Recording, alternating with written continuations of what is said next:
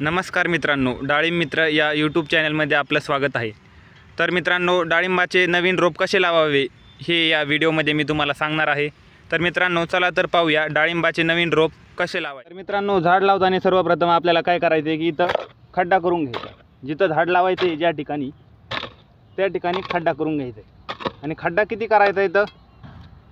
अर्धा इंच, कारण जास्त खड्डा केला तर त्याचा काही गरज नाही आहे। एवढं झाडाला गरज आहे तेवढाच खड्डा करायचा आहे।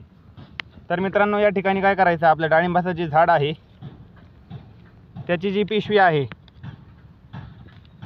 हे काढून घ्यायची आहे।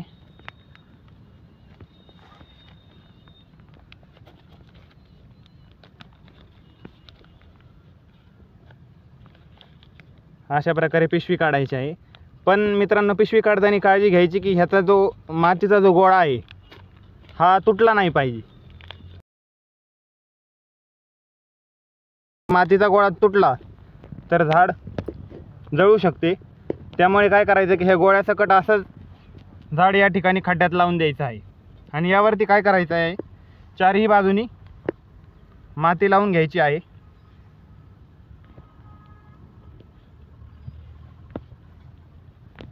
आणि या ठिकाणी असं हे माती चोपून घ्यायची आहे। तर मित्रांनो, अशा प्रकारे डाळिंबाचे झाड लावले जाते। तर मित्रांनो, असेच नवीन नवीन व्हिडिओ पाहण्यासाठी डाळिंब मित्र या यूट्यूब चॅनलला सबस्क्राईब करा आणि व्हिडिओला लाईक करा।